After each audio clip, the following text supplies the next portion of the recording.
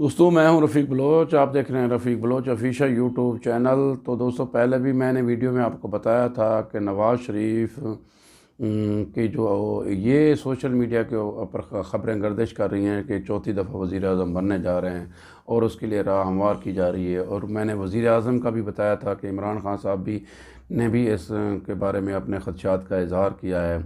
तो उसके लिए जो है ना अमली इक़दामात शुरू कर दिए गए हैं। और सुप्रीम कोर्ट बार की तरफ से जो सुप्रीम कोर्ट बार के सदर हैं आसर भून, उनकी तरफ से एक रेट पिटीशन जो है ना वो दायर की गई है सुप्रीम कोर्ट के अंदर, जिसमें बताया गया है कि किसी भी शख्स को आप ताहयात नाअहल नहीं कर सकते। ये उसके बुनियादी हकूक़ की ख़िलाफ़ वर्जी है और ये यकीनन जहांगीर तरीन और इमरान नवाज़ शरीफ के बारे में ही दायर की गई है, क्योंकि वो कहते हैं कि किसी को भी आप ज़िंदगी में कब्र में जो है ना वो नहीं डाल सकते। हाँ, उसके ऊपर 5 साल 10 साल के लिए पाबंदी आप आयद कर सकते हैं। हमारे मुल्क के अंदर जो है ना वैसा कोई कानून नहीं है कि जिसमें मुल्क पूरे जो है ना ताहयात उसके ऊपर पाबंदी लगा दी जाए। अब नवाज़ शरीफ के बारे में तो यही कहते हैं कि उसके चौथे बार की वज़ीर आज़म की जो है वो राहें जो है ना हमवार की जा रही हैं, रुकावटें दूर की जा रही हैं।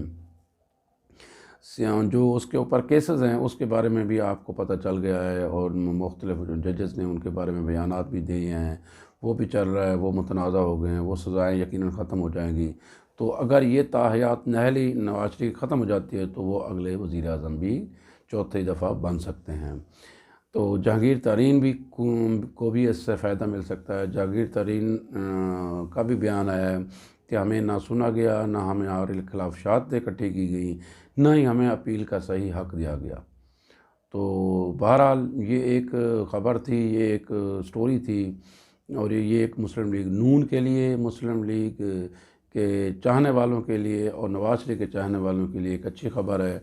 और इसमें मुख्तलिफ़ जो आइनी माहिरीन हैं, कानूनी माहिरीन हैं, मैं जनाब कामरान मुर्तज़ा साहब जो सुप्रीम कोर्ट के साबिक़ सदर भी हैं, इसी तरह जो है ना अली अहमद कुर्द साहब और दीगर जो है ना वो वकला साहिबान को मैं सुन रहा था, उनका भी मौक़िफ़ यही है कि ये ख़त्म हो जाएगी उसकी ताहयात नाअहली।